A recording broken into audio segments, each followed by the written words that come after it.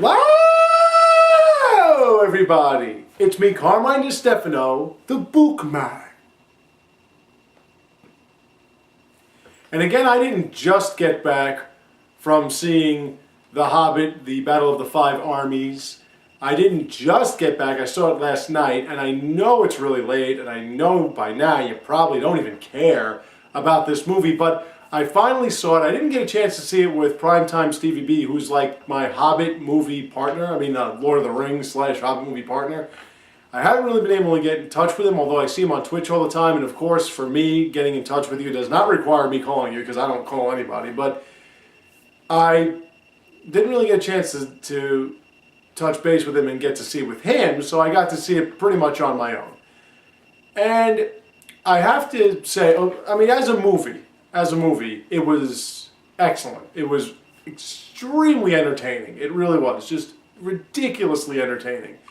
And I do have to say that Peter Jackson, although was scaring me by constantly jumping to different storylines, story arcs in the second Hobbit movie, Desolation of Smaug, in this one, it kind of brings it all together, and there's sort of one real main storyline. There are a lot of other subplots going on and everything, but they're all pretty much meshed into this one massive conflict. And I actually read over the books. I usually ask Primetime Stevie B about it, but I actually read The Hobbit again. Well, not read it, but I glanced over the end, and pretty much the first half of the movie was more or less taken directly out of the book. It's a little bit more dramatic, of course, because it's Peter Jackson. And the end is kind of like the way the end was in the book, just a few more things added, a little bit more character added, and it actually ends.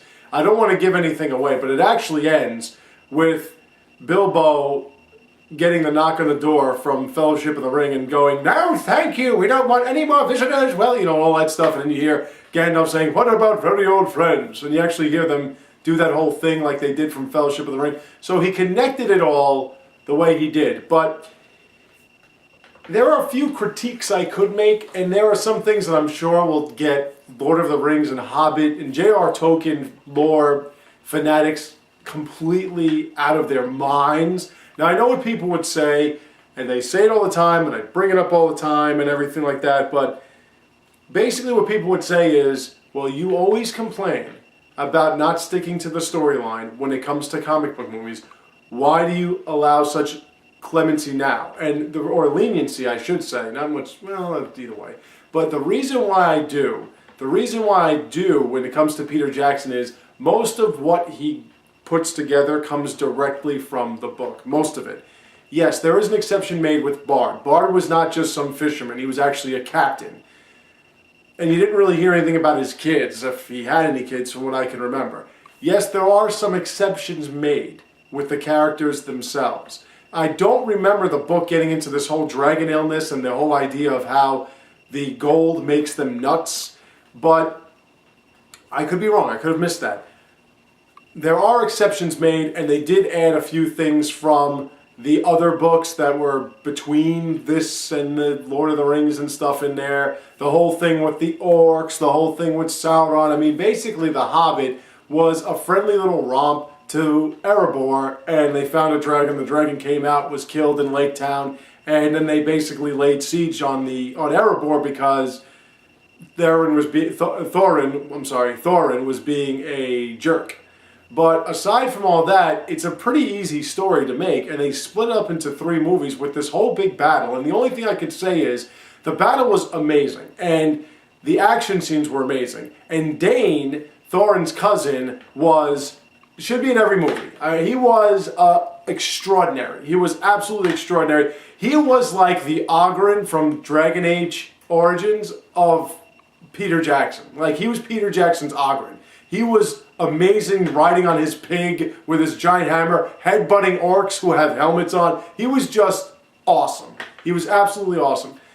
And I wanted to see more of Baron, you know, the skin changer. I didn't remember any of the Earth Eaters. I don't know what that was about, but I don't remember hearing anything about that, or these, I guess they were like trolls / orcs that came out of nowhere and everything like that. But the only thing I have to say is that, I mean, I can critique there is some repetition in the sense that you do have Gandalf always in peril, like Gandalf was in peril with Saruman and everything. He's like always in peril for a wizard that's supposed to be so extraordinarily powerful. He sure gets himself in a lot of trouble. The eagles and all that stuff, the big battle with the orcs.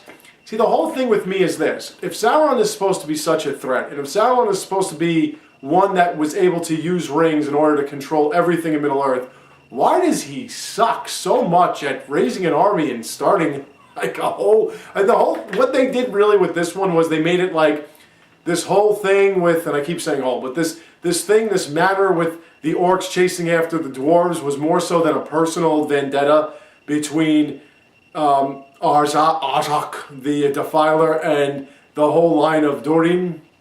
It had more to do than that. It was sort of like Sauron was positioning himself to be able to penetrate those defenses and get to the kingdom of Alkmaar, which was where the Witch King came from and all that stuff. You saw the Nine Kings as spirits. You saw a lot of Elrond fighting. You saw Saruman fighting. I mean, you saw Galadriel pull her stuff. You just saw so much going on. Galadriel is like, I just love it. She just kind of walks barefoot into like this massive kingdom that's decrepit and all these creatures are running about, and she just kind of opens this cage that Gandalf's in, and Gandalf's like passed out. Actually, no, wait, I'm sorry, she didn't open the cage. What's his name? Borg comes in and starts whooping him, and she just kind of like smacks him away and starts carrying, like cradling Gandalf in her arms, like she's just like got a robe on and like barefoot, like she basically just came out of the bathtub, and she's like, you know. And then she stops Sauron because don't forget, Sauron doesn't have his ring of power, but she certainly has hers. So all of the scenes were really so epic and dramatic, and it was such an entertaining movie. But like I said, the purists would complain, and there are some repetitions to it. Again, I don't want to give anything away. The acting was phenomenal, the scenery was phenomenal, the fighting scenes were phenomenal. The first half was basically the book, and then the second half was sort of them bringing this whole war thing involved into it. And like I said, to me, Sauron right now looks like a real waste. He looks like such a non-threat because he keeps losing. He keeps rounding up these armies of orcs and keeps losing. So it's like, you know, I mean, again, they wanted to fill 3 movies. You could do The Hobbit in 1, maybe 2 if you really want to push it. But they had to fill 3 movies. They did this whole thing with the orcs. They did this whole subplot with all that army crap and the war and everything. But to me, if there was such a big battle one period, 60 years later, I think everyone would be a little bit more prepared for Sauron to come back.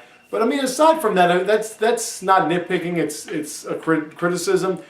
As a movie itself, it's really, really entertaining. I really enjoyed it. I thought it was just great. And it got me into wanting to see the Lord of the Rings movies again, which I've seen so many times.